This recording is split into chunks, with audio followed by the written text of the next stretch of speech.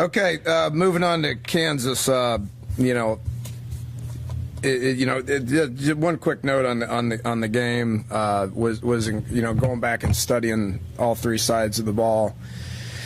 Was very, very, very proud of how our guys fought and how the effort that they played with. It was the best that it's been, all year. Going back to last couple years, it was just really, really good effort, and our guys fought hard. The most the most disappointed locker room I've ever been a part of. We can't let it beat us twice, obviously. So we took it easy on them Sunday night. They had a lot of treatment. Got the game over with. They will be back to work today. We're pretty beat up. It's game 11. Everybody's beat up. It's not my point. But we'll be smart with them this week. We've got a lot of guys that are approaching a lot of snaps. Especially in particular on the O-line, a couple of running backs, and some defensive guys have played a ton of snaps. So we're game ready. We need to prepare to beat Kansas. It's going to be a challenging game for us. I mean, they've been playing a lot better. Especially defensively, they've been playing a lot better. Their last three games that they've played, they've held their opponents to around 300 yards, which you consider that being against Texas and Oklahoma State and Baylor. Baylor wasn't at 300 yards, but Oklahoma was the previous one prior to that. But they've played good teams. They've played four or five, six really good teams in a row, and they've been competitive. So we've got our hands full. We need to move forward. We need to understand that we're still playing for something. It is at the point where I'm talking about bowl games. We got to win the next two to go to a bowl game. That's something that we have around 12 seniors. They deserve that. The disappointment in the locker room was tremendous because our guys care and because they're in tune with what we're doing around here, and they recognize who we are and where we need to be going from here. So. I anticipate getting the same effort and the same work ethic out of the guys that this week that we have the last couple of weeks.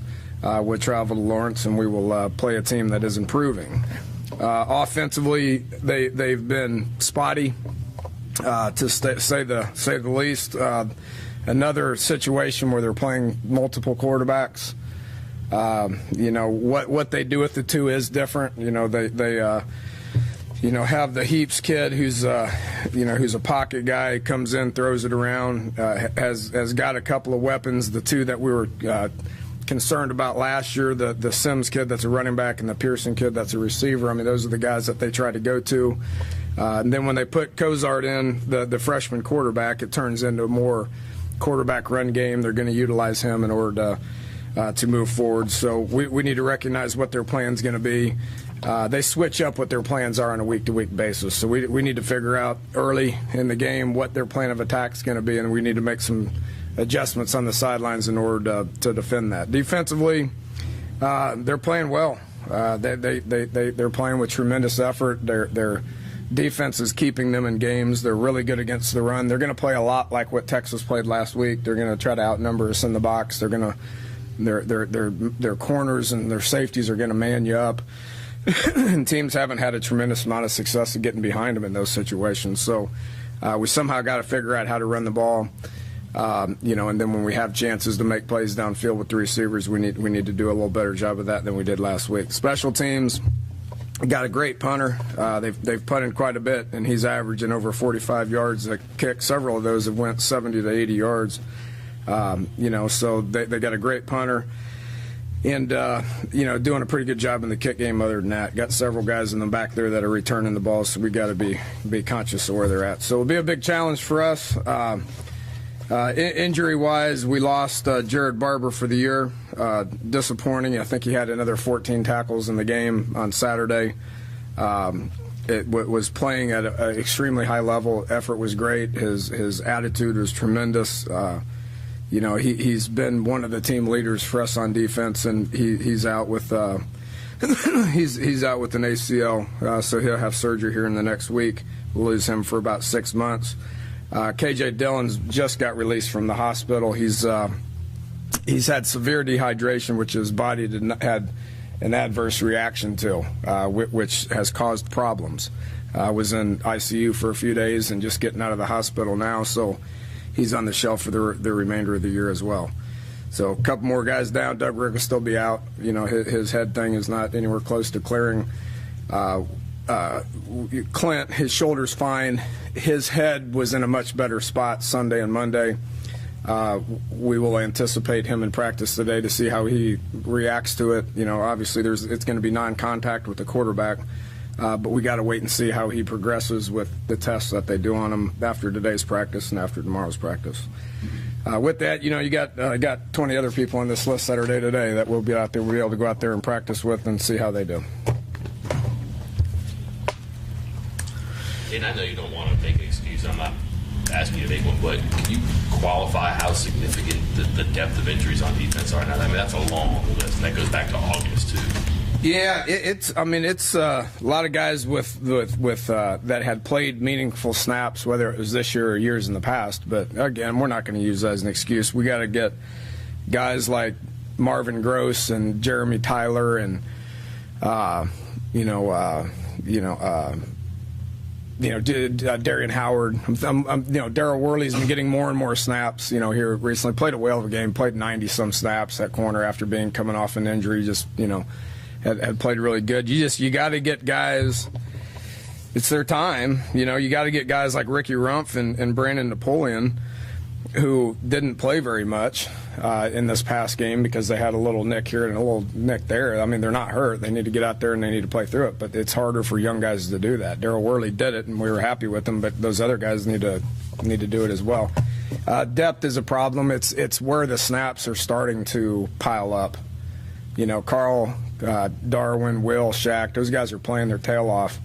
The snaps are adding up, you know, so we just got to be smart with how we approach the week. We can't go out there and run 40 plays against each other, you know, on Tuesday and Wednesday like we've been able to do in the past. We got to be a little bit more smart about our approach and get them to Saturday. Luckily, these guys got a lot of experience, so we don't need a lot of practice snaps. We just got to get them to the game and hope to remain healthy once we're in the game, and then get the young guys to grow up. It's their time to play. Let's go play ball.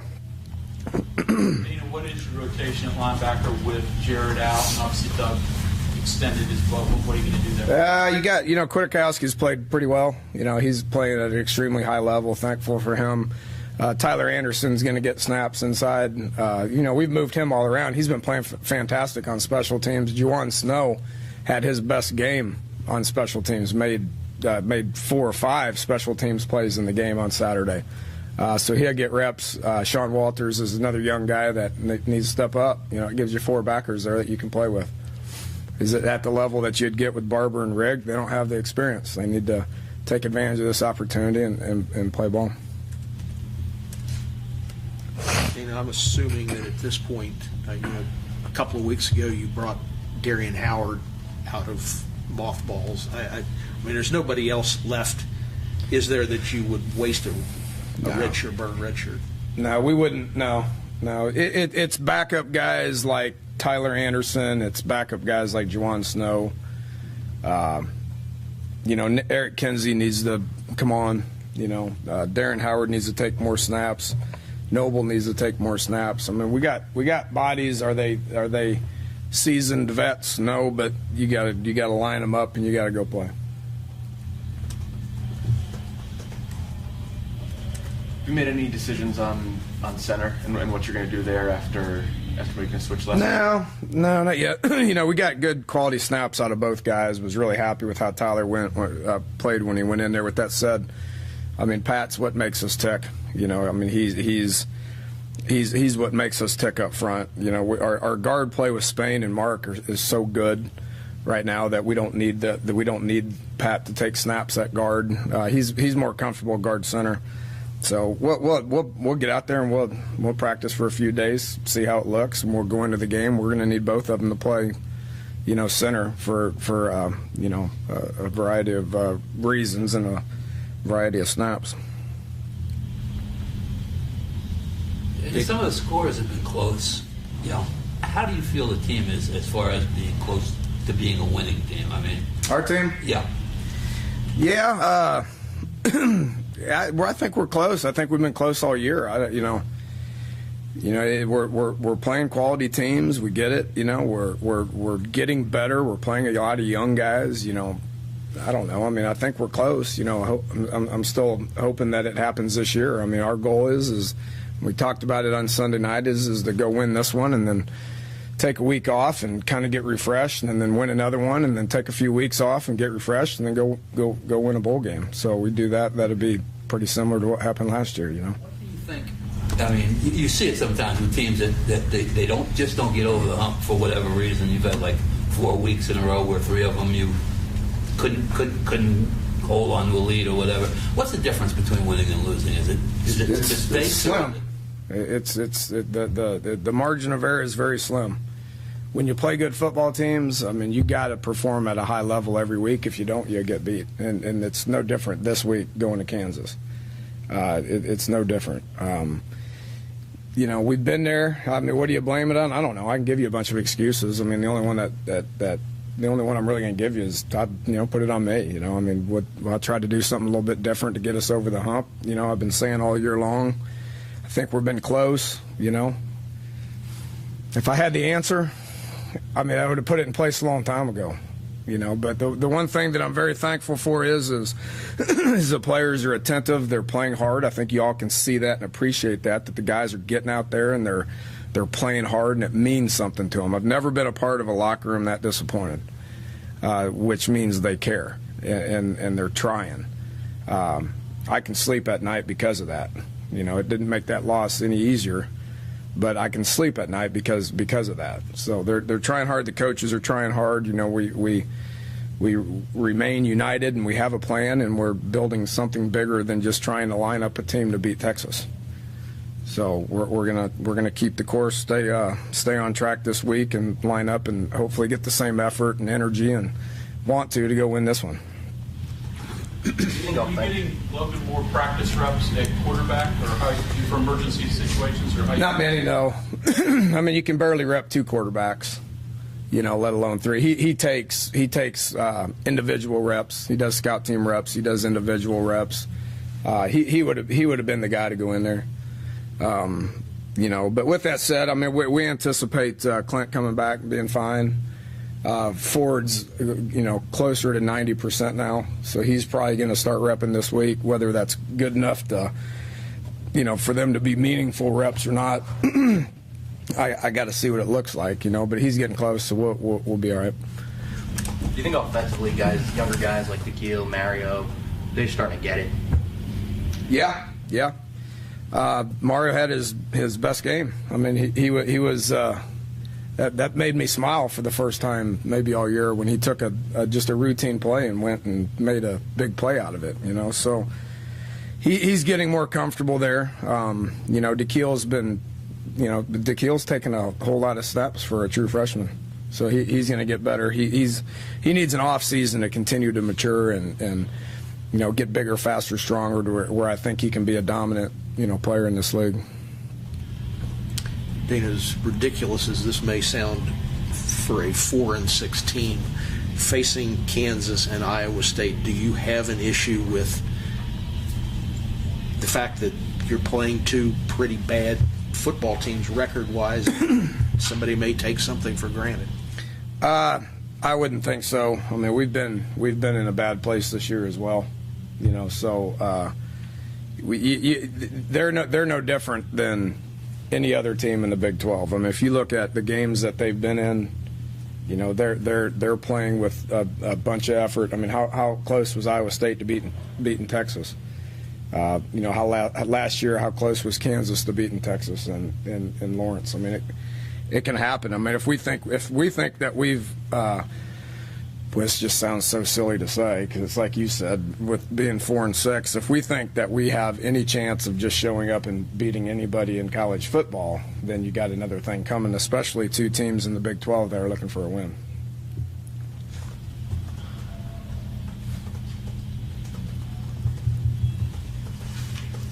Talk about Kansas's offense? I mean, you hit on it a little bit in the intro there, but just what they are doing, and are you surprised by the struggles that they have had? Nothing surprises me when it comes to offensive struggles this year. But they're well coached. They come up with a different plan every week. And and you can just look at them. I've studied them about 4 or 5 times pretty closely because of the teams that we've played have already played Kansas. So I studied them quite a bit, and there was a little bit different plan of attack every time they lined up. So.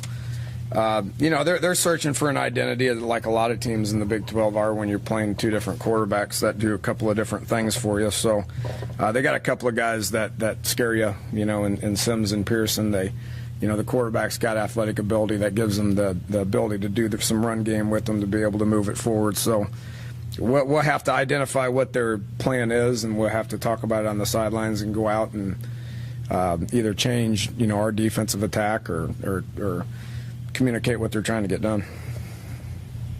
That said, though, could you possibly be caught off guard? Could they just pull a rabbit out of their hat, or is it going to be something similar? Yeah, still football. They still can only play with 11, and 7 of them have to be on the line of scrimmage. So, however many different things they can come up with, they'll probably try. They'll probably try to reinvent the wheel, but it's already, more than likely whatever they try to come up with has already been done.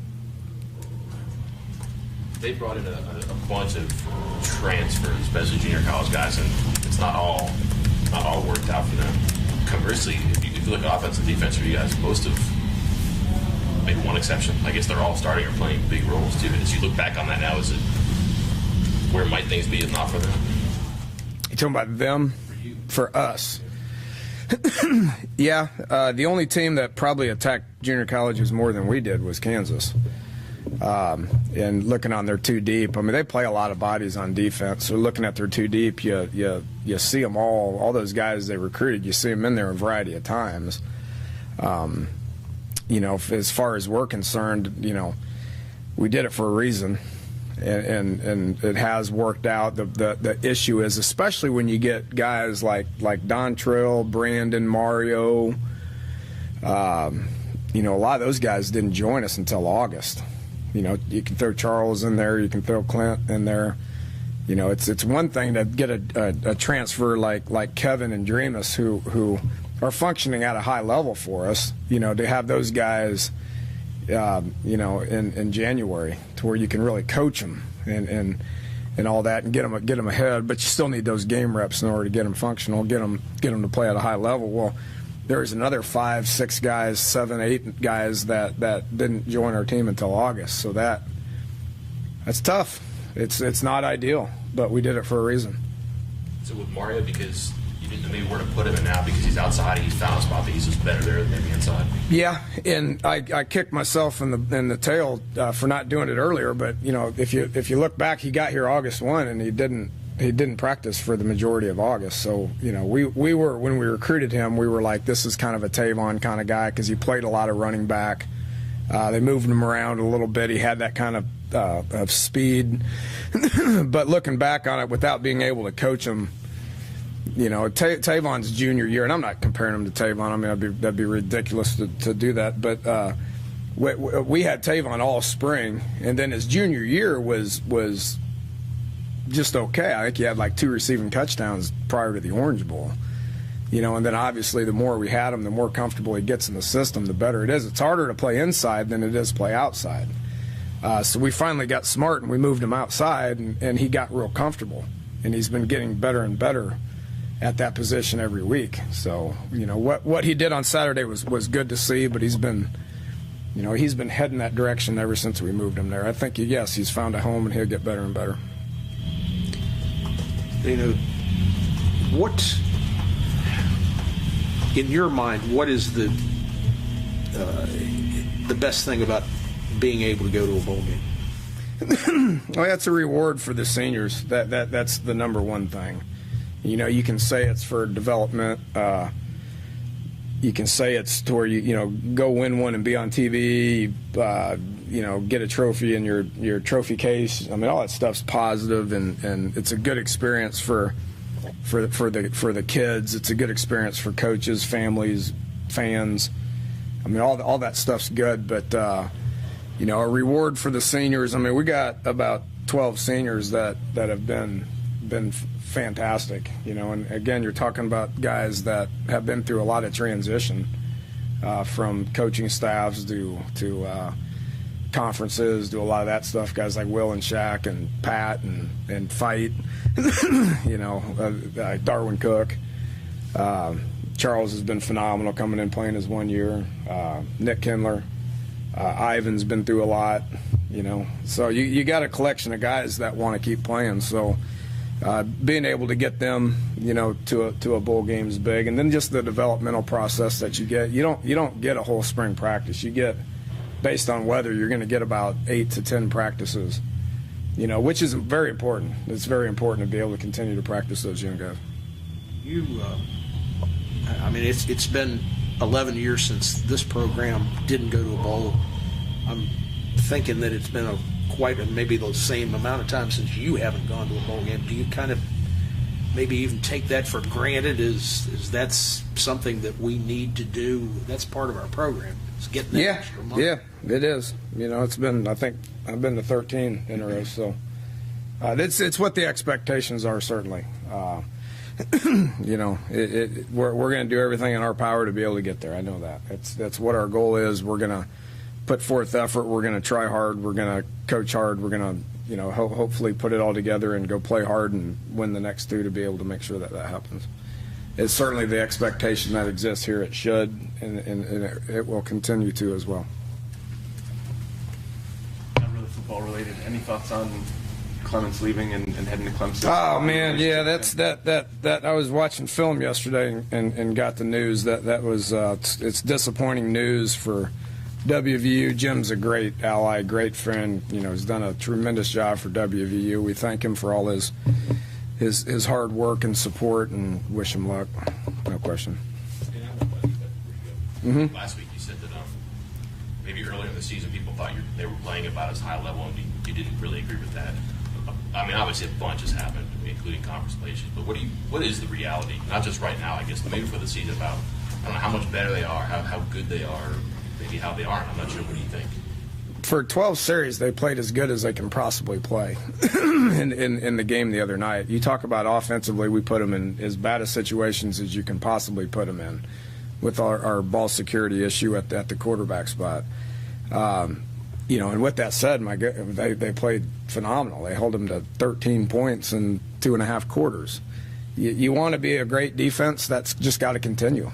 I mean, you can't play great for 2.5 quarters and then for 4 straight series let them just run right through you and complete third and long passes and go score. You know, and that's not me pointing the finger at them at all. I mean, they bailed us out for 2.5 quarters.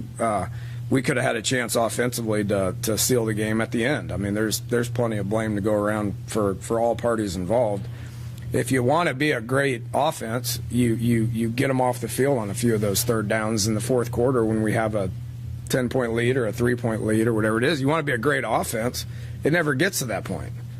You know, I mean, we could have sealed the game at the end. We could have scored in overtime. I mean, there's plenty for me to worry about offensively as well. Okay, thanks, Coach.